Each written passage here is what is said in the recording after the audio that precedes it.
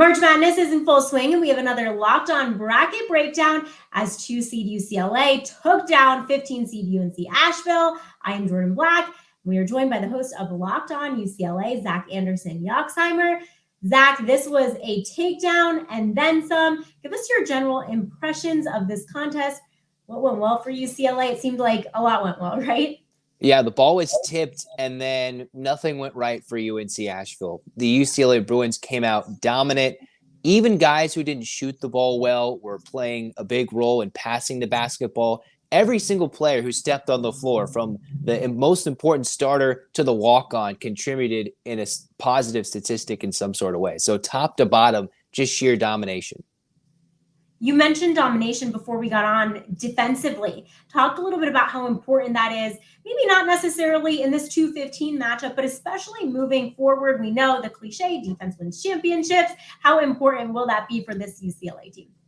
Well, it's not a cliche for UCLA, considering the fact that they will win the championship this year if they continue to play championship level defense. And the reason why I actually picked them to go all the way, despite, potential concerns of matchups and injuries, which we'll get to, is the fact that their defense is so ridiculous. And while this game might be an outlier because UNC-Asheville, one, is a bad matchup because they turned it over so much, and then UCLA loves to turn it over and run and get easy layups, that was a recipe for disaster, and UCLA made that happen. But in terms of championship level defense, they've proved this the whole year.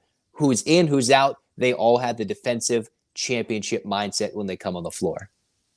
So let's talk a little bit about those injuries. A lot of people nationally are just saying, rule UCLA out. They're too injury laden. Tell us your general perspective about UCLA, knowing that there are a number of injuries on this team. What do they look like on Saturday and then moving forward, hopefully, to the Sweet 16 after that?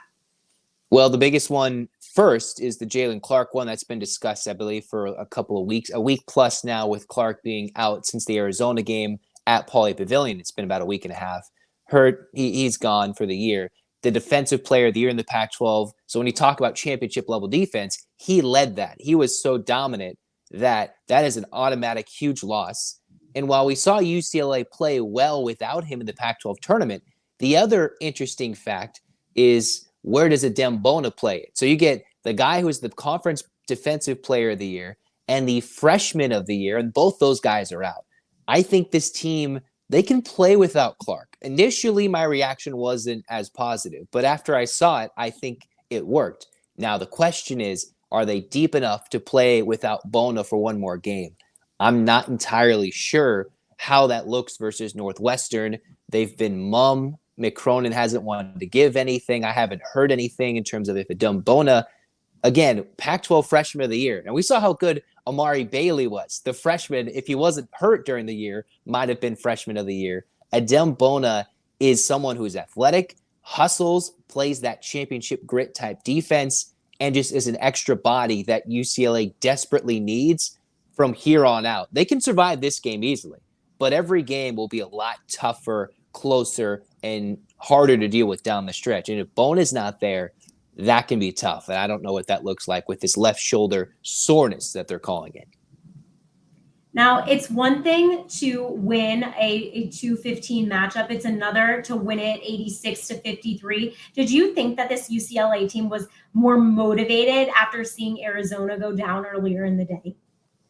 I mean, it's tough because they just lost to Arizona, right, in the Pac-12 tournament final, as heartbreakingly close as it was. And while the Pac-12 tournament final is it's not the end goal. The end goal is the NCAA tournament title. Bruins won the regular season title, but still, everybody, on social media would think Mick Cronin's going to put in some, propaganda. You guys got to come out hard. UNC-Asheville might do that. And then when you're sitting in the locker room or sitting in the hotel, whatever they're doing, watching Arizona lose, it probably puts you on upset alert, right? It gets your mind even more focused after being angry 4 days ago.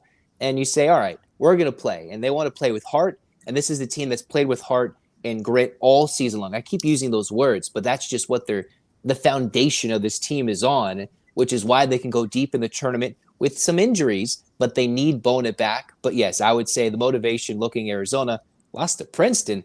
First off, ha. Second thing, go Tigers. Third thing, I think the Bruins are ready to go. Okay, so we will see UCLA against Northwestern on Saturday. You will keep us posted on all things injury and UCLA. But for more on UCLA, make sure you are subscribed to Locked On UCLA.